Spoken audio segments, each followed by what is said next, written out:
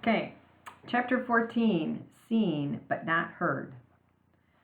The homebound school buses were quieter than usual on Tuesday afternoon, especially the ones hauling a large number of fifth grade kids.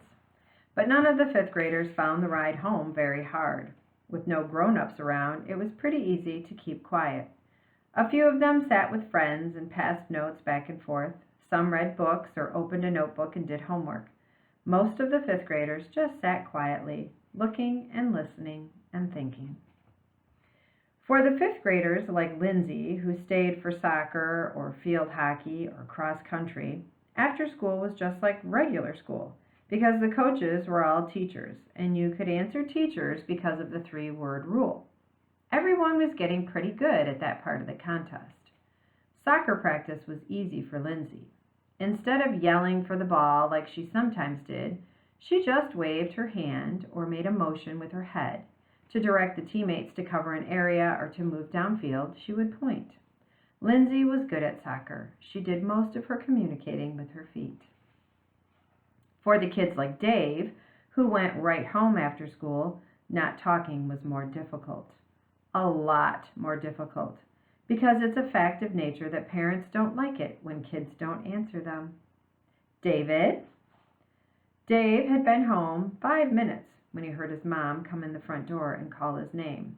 He was upstairs in the bathroom. She called again, "David, answer me!" To be more specific, Dave was sitting on the toilet. "David, answer me!" Dave knew that tone of voice. He had to do something right away. So he reached over and he banged on the inside of the bathroom door. It was the wrong move. His mom was up those front stairs and had both hands on that locked bathroom doorknob in 2 seconds.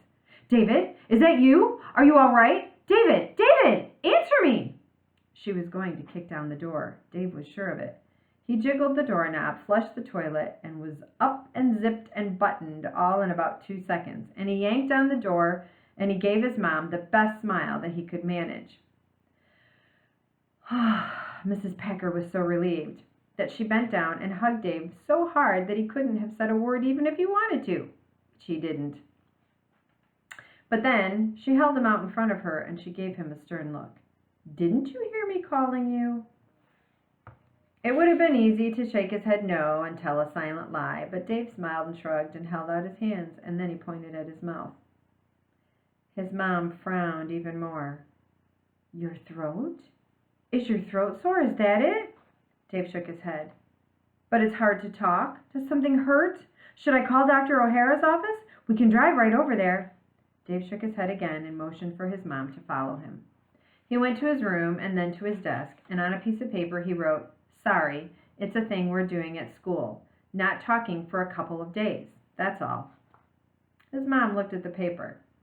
"Not talking?" she said. "Oh, don't be silly. Everybody has to talk." Dave smiled and shrugged, and he wrote, "Not all the time." His mom tilted her head back and made a face at him, nodding slowly. "Oh, so you're saying that I talk all the time. Is that it?" Again, Dave smiled and shrugged. "Because I could be as quiet as anybody." Then she added, "if I wanted to."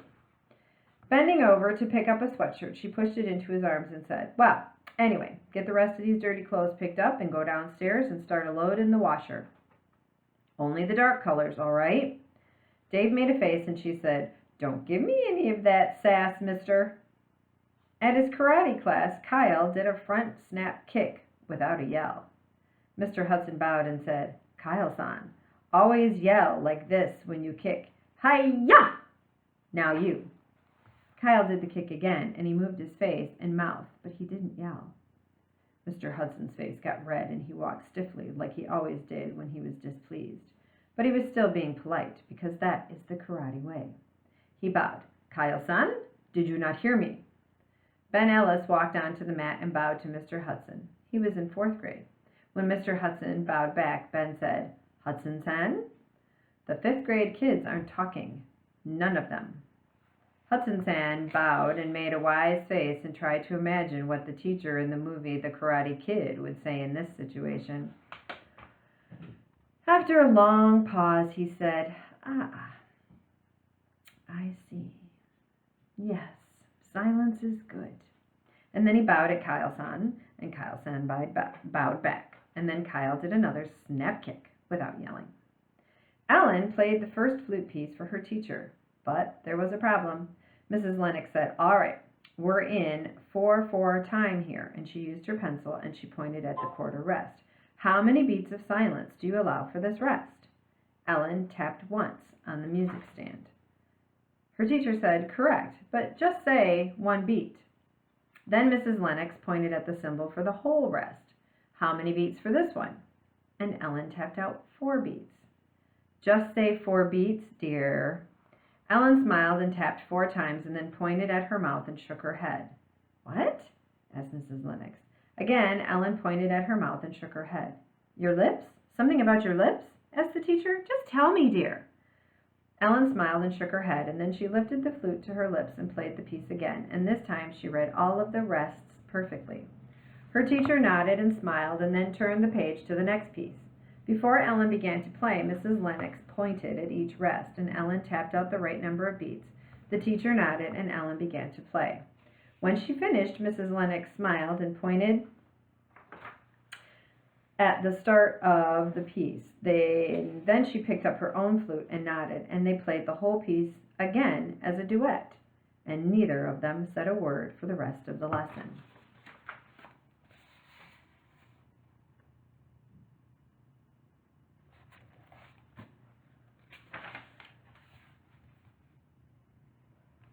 Brian's mom picked him up at school, and when he got in the car, she said, "You need a haircut. We're stopping at Zeke's on the way home."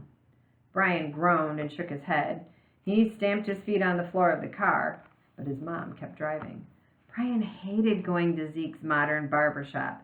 Zeke was this grumpy old guy who'd been cutting hair in Laketon for more than 40 years, and he gave everyone the same haircut, short on top, buzzed close on the sides.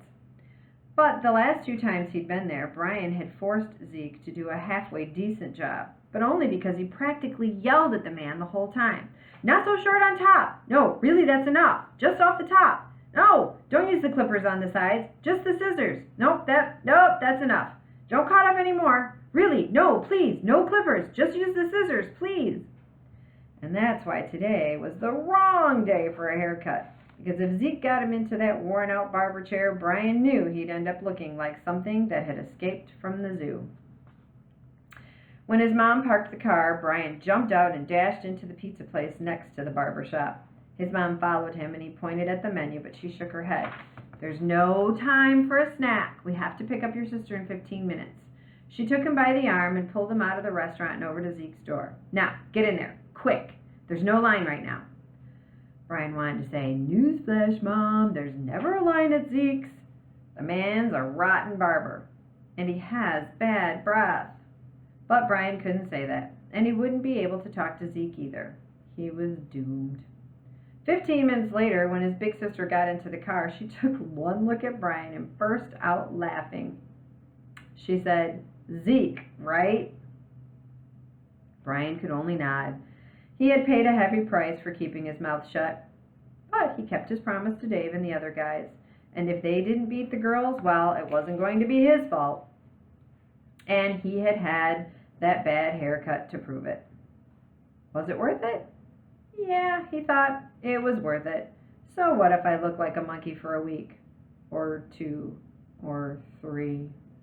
Brian stared out the window and tried not to think about it. Mrs. Burgess was worried. She glanced at the rearview mirror and looked at her daughter's face again and thought, did she have a horrible day at school? Is that what's bothering her? Or maybe something happened at soccer practice. That coach of hers can be pretty rough. About a month earlier, Lindsay had started riding in the back seat of the car instead of up front, and her mom had noticed that her bright, chatty little girl was starting to become more serious, sort of distant now and then. And today, not even a word, and barely a nod as she got into the car after practice. Lindsay's mom thought, maybe she's giving me the silent treatment because I said she couldn't go to that sleepover at Kelly's this weekend. That's probably it. Oh, kids can be so moody sometimes. Goodness knows I was. The truth is, Lindsay wasn't feeling moody at all. She was just thinking. Actually, she was thinking about thinking. Not talking all afternoon had made her realize something. For years now, she had done most of her thinking out loud. I've just been blurting out whatever's on my mind. To my sister, to my mom, and at school. Oh, I just go on. And then I talk on the phone all night. It's incredible.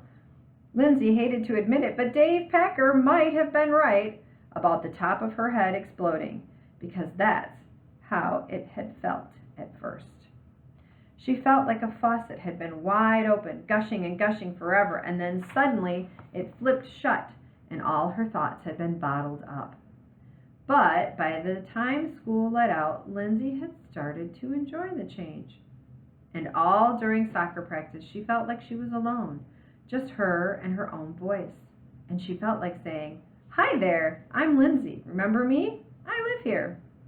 Thinking and being quiet, well, it was different, and it was good. As the car turned onto their street, almost home, she looked up and saw her mother's eyes in the car mirror, and instantly felt how worried she was. So Lindsay gave her mom a wave and a big smile from the back. And her mom smiled back. All over town, other fifth graders were figuring out how to get along without talking. Were there any mistakes on Tuesday afternoon? Well, yes, but only a few. Every single fifth grade girl and boy was really working hard not to talk. And later on, as it got to be dinner time and family time and homework time and bedtime, there were other problems the kids faced. A phone call from Grandma, a little brother who needed help with homework, a family trip to the mall for new shoes. There were lots of situations that begged for spoken words, and every single kid had unusual experiences. Tuesday night, and every single kid had to be creative and alert and quiet. But it's not time to tell about that. It's time to go back to school, back in time to about 3:30 on Tuesday afternoon, back to the conference room next to the office, because that's where the principal and the fifth grade teachers had held a special meeting, and they'd had plenty to talk about. I'm going to pause for just a minute.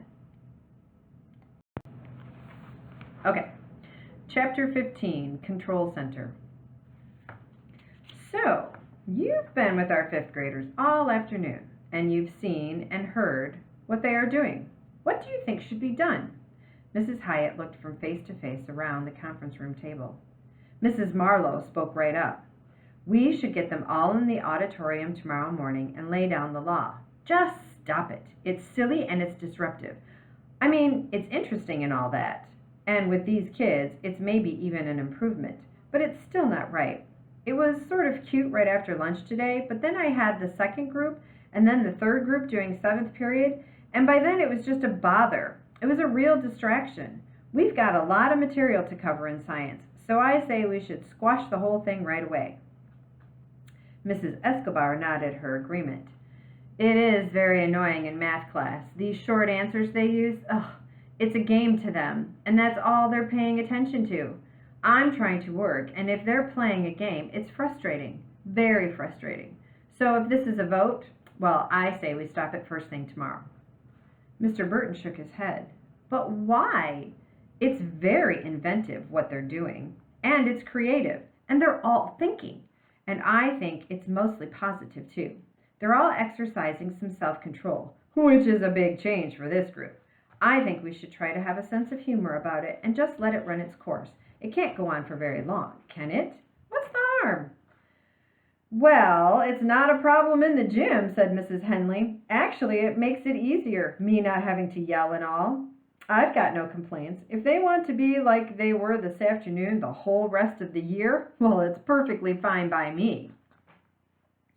It's not fine by me. That was Mrs. Akers talking. I only get them for music 2 or 3 times a week, and I need to make every minute count. And I asked Jim Torrey, and he feels the same way about art class. I went along with it this afternoon, and we had some fun too, but I can't afford to waste more class time. I can't teach them songs if they won't sing more than 3 words in a row. I just realized something, said Mrs. Overby. You know what that little rascal Dave Packer did yesterday? Instead of giving me an oral report, He stood up at the front of the class and he coughed for 2, maybe 3 whole minutes. And he was pretending. I'm sure of it. So he wouldn't have to talk. Oh, this really has to stop. Mr. Burton said, but don't you remember? We're talking about the unshushables. These kids have been driving the whole school nuts for years and years. And suddenly, like some amazing gift from the elementary school heaven, they've all stopped talking. And what are we going to do? Huh, we're going to start them right back up again. That just doesn't make sense. Why not wait a little? You know, see what happens. Just for another day or so. What's the harm in that? Mr. Burton honestly didn't think it was a problem. But even if he had, he would have asked the other teachers to back off anyway. He was hoping the quiet time would go on long enough for him to gather more information for that paper that he needed to write for his human development class. The principal had heard enough. She was glad to get everyone's opinion, but she didn't want the teachers turning against each other. This was her school, and like everything else, the decision was her responsibility. Mrs. Hyatt said, well, thank you for your thoughts. They've been very helpful, but this is not a voting situation, and I have made my decision. You know, I have been trying to get these kids to quiet down ever since they were in first grade. So, it's tempting to go along with this activity of theirs and hope that it will lead to an improvement. But I think that it would be wrong. The sudden quiet might seem easier than all the noise, but neither behavior is really what we want. These children need to learn to be quiet when it's right to be quiet, and they need to talk and participate at the right times too. We don't want an all or nothing situation, which is what this is. What we need is real balance, real self-control. If we let them keep this up, this game or this contest or whatever it is, I think we'll be sending the wrong message. So we need to have an assembly tomorrow. I've noticed that Lindsay Burgess and Dave Packer seem to be the ringleaders, and Actually, Mrs. Marlowe interrupted, I think it's more like Dave and Lindsay are sort of team captains. They're keeping score and counting words. And it's the boys against the girls. I intercepted a note. The principal raised her eyebrows. A note? Well, you didn't tell me that. Mrs. Marlowe shrugged. It was this afternoon in my classroom. Mrs. Hyatt said, it might have been helpful if you had told me about this sooner. The principal paused, letting everyone feel how displeased she was. And in that moment, Mr. Barton thought, women always keeping secrets. But he immediately corrected that thought, because anybody who hangs on to stereotypes about girls and boys shouldn't, especially if he's a teacher. The principal said, anyway, that's good to know, and I think I see a way to approach the problem. So at the start of homeroom, please bring all the students to the auditorium.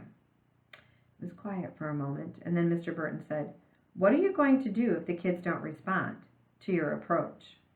Mrs. Hyatt looked at him, a trace of frost in her eyes. What do you mean? Well, he said, I'm just saying that we've got 5 years of experience with this group, and they've never obeyed very well when we've told them to stop being noisy. Why should it be any different when we tell them to stop being quiet? Mrs. Hyatt stared at Mr. Burton for a moment, and in her mind a little voice said, leave it to a man to say something negative. But of course she immediately corrected herself, because that kind of thought can get a principal in trouble. On a school faculty, it's never supposed to be girls against boys. In fact, that's called discrimination, which is against the law. So Mrs. Hyatt looked around the table, smiled, and said, all I can promise is that I'll do my best to resolve this situation in the most orderly way possible. And I know that each of you will do the same. See you all first thing in the morning. As the teachers left the conference room, there wasn't much talking. In fact, there was none. All right, so I'm going to stop there today. When we pick up next time, we will be on chapter 16. Remember, you can use this as part of your weekly reading. We're supposed to be reading 20 minutes every day. I hope your at-home learning is going well. I miss seeing you. Bye.